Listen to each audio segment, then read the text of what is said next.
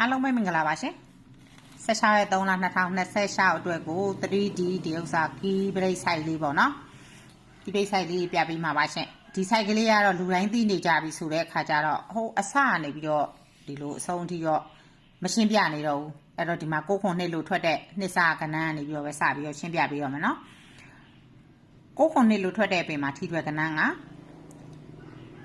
8ခွန်8 9ခွန်နဲ့ဒုတိယ3ညနဲ့ပထမဆုံးထိထွယ်ကဏ္ဍက299ဒီ8က8ကိုယူတယ်ဒီ3ညကလည်း3ညကိုယူတယ်ဒီ9ကလည်း9ကိုယူတယ်3မတက်နဲ့ပေါင်းတယ်ကဏ္ဍလေးလုံးပေါင်းလိုက်တော့3ညကို2ပွင့်တိုးတော့2ကို4ပွင့်တိုးတော့6 3ညရဲ့ပါဝါ9 2ရဲ့ပါဝါခွန်6ရဲ့နခက9အဲ့ဒီမှာပါထွက်ခဲ့လေ6နှစ်ကိုလို့သူကအပြီးပေါက်ထွက်ခဲ့ပါရဲ့ရှင်ပရိတ်ကလည်းခွန်ပရိတ်လို့ကြားခဲ့ပါရဲ့ရှင်6နှစ်ကိုတို့ထွက်တဲ့ပြင်မှာထိထွယ်ကဏ္ဍက1ခွန်4 6နှစ်ကိုဒုတိယ4ရှိပထမဆုံးထိထွယ်ကဏ္ဍက9 1ခွန်ဒီ1က1ကိုယူတယ်ဒီ4ကလည်း4ကိုယူတယ်ဒီခွန်ကလည်းခွန်ကိုယူတယ်3မတက်နဲ့ပေါင်းတယ်ကဏ္ဍလေးလုံးပေါင်းလိုက်တော့9ကို2ပွင့်တိုးတော့ခွန်ကို4ပွင့်တိုးတော့1 9ရဲ့ပါဝါ3ညခွန်ရဲ့ပါဝါ2 1ရဲ့နခက8အဲ့ဒီမှာကျတော့963လို့9တလုံးအပါနဲ့ပဲထွက်ခဲ့ပါရဲ့ရှင်963လို့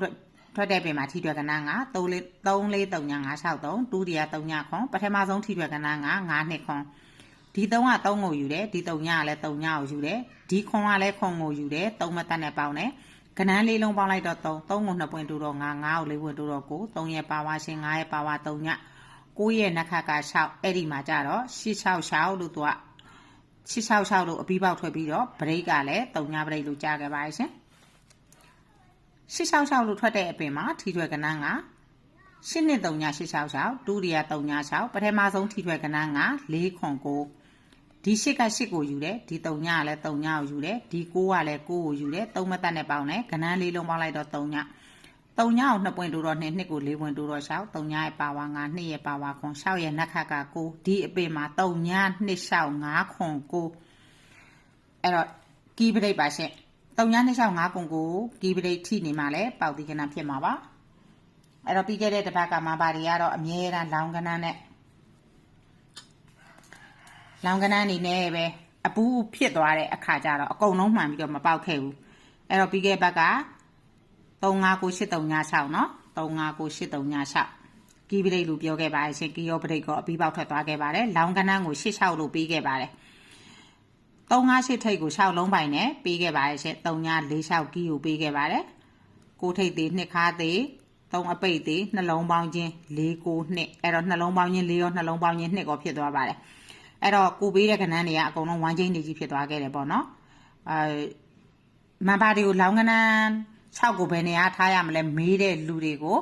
အလဲတိုင်းနဲ့နောက်ပိတ်ပဲလောင်းခိုင်းပါရှင်အဲ့တော့အလဲတိုင်းနောက်ပိတ်ကိုလောင်းခိုင်းခဲ့တယ်ပေါက်တဲ့လူတွေလည်းပေါက်ကြပါတယ်ပေါက်တဲ့လူတွေပေါက်တယ်ဆိုတာ86အတွဲလောက်အတွဲနောက်စီးဆွဲတဲ့လူတွေရဲ့နောက်တစ်ခါ8ထိပ်6နောက်ပိတ်ဆွဲတဲ့လူတွေရဲ့နောက်တစ်ခါဒီ86ကိုလေးကိုနှစ်ပြိတ်လောက်တဲ့သူတွေအားလုံးပေါက်ကြပါရဲ့ရှင်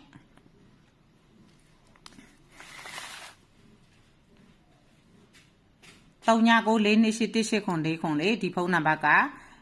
မန်ပါဝင်လို့ရပါတယ်တစ်ပတ်စာ9000ကျပ်ပါရှင်3ည9 4 2 8 1 8ခွန်4ခွန်4ဒီဥစ္စာကတော့မန်ပါကြီးတစ်ပတ်စာ9000ကျပ်ပေးသွင်းတဲ့သူတွေကို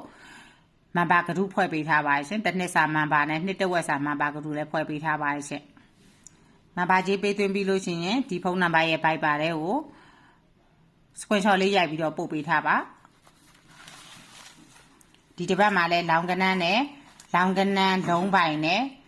လောင်ကဏ္ဍကတော့နောက်ပိတ်ဖြစ်မှာပါဒီတစ်ပတ်မှာလောင်ကဏ္ဍကတော့နောက်ပိတ်ရထားပါရှင်လောင်ကဏ္ဍလုံးပိုင်နဲ့ထိတ်နှလုံးနဲ့ခါနှလုံးနဲ့အဲ့တော့46ထိတ်နှစ်ခွန်ခါလို့ပေးခဲ့တဲ့ဆိုင်မျိုး6နှစ်ကိုတုံးက46ထိတ်နဲ့နှစ်ခွန်ခါလို့ပေးခဲ့တယ်အခုတစ်ပတ်လည်းအဲ့လိုပုံစံမျိုးအဲ့လိုဆိုင်မျိုးရမှာပါအဲ့တော့အဲ့ဒါတွေကိုတော့မဘာကရုမှာတွက်နီးဆိုင်လေးတွေတင်ပေးပါမယ်ရှင်တစ်နှစ်စာမဘာကရုနဲ့နှစ်တဝက်စာမဘာကရုမှာအဲ့ဒီတွက်နီးဆိုင်လေးကိုတင်ပေးပါမယ်အားလုံးကိုကျေးဇူးတင်ပါတယ်အားလုံးလည်းအောင်မြင်ကြပါစေလို့ဆုတောင်းပါရှင်